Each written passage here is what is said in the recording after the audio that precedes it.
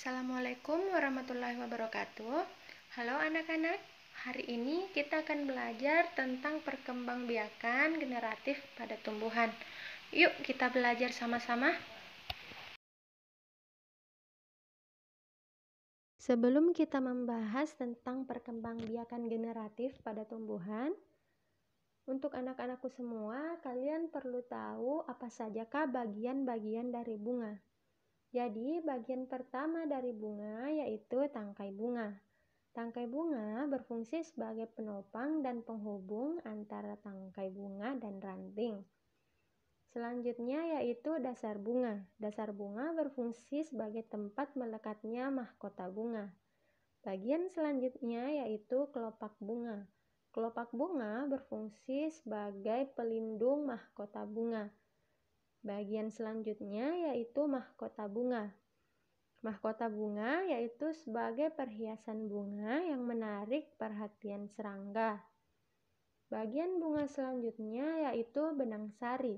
Benang sari merupakan alat kelamin jantan pada bunga yang terdiri dari batang sari dan kepala sari. Pada kepala sari terdapat serbuk yang dinamakan dengan serbuk sari. Alat kelamin bunga yang selanjutnya yaitu putik. Putik merupakan alat kelamin betina pada bunga.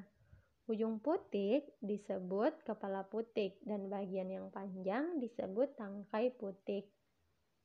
Bagian bunga selanjutnya yaitu bakal biji. Bakal biji ini merupakan bagian bunga yang akan berkembang menjadi biji pada tumbuhan. Bunga yang memiliki semua bagian-bagian tersebut dinamakan dengan bunga lengkap. Namun, bunga yang tidak memiliki beberapa bagian dari bunga tersebut merupakan bunga tak lengkap. Jenis-jenis bunga berdasarkan alat kelaminnya terdiri dari bunga jantan.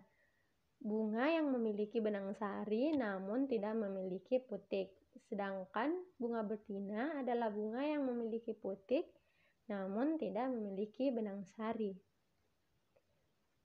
Selanjutnya yaitu bunga hemaprodit, yaitu bunga yang memiliki putik dan juga memiliki benang sari. Tahukah kalian apa fungsi bunga?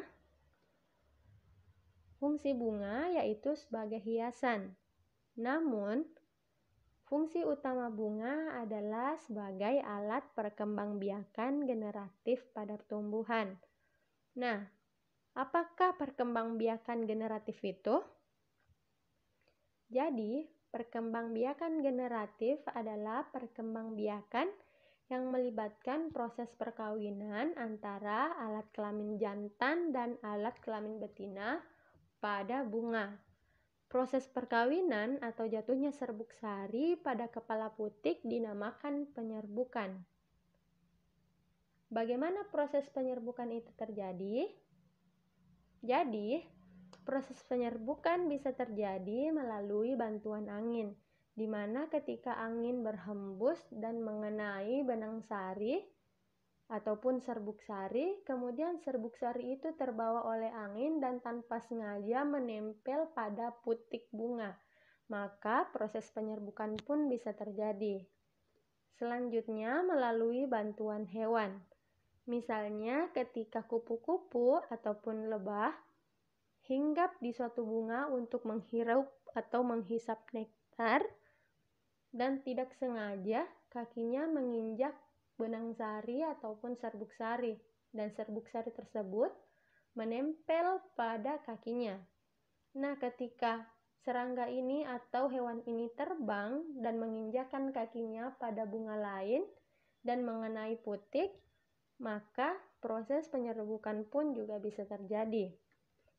Selanjutnya yaitu melalui bantuan manusia, yaitu proses penyerbukan yang dengan sengaja dilakukan. Perkembangbiakan generatif ditandai dengan adanya pembuahan. Pembuahan adalah proses peleburan sel kelamin jantan dan sel kelamin betina untuk membentuk zigot. Zigot akan membentuk tumbuhan baru.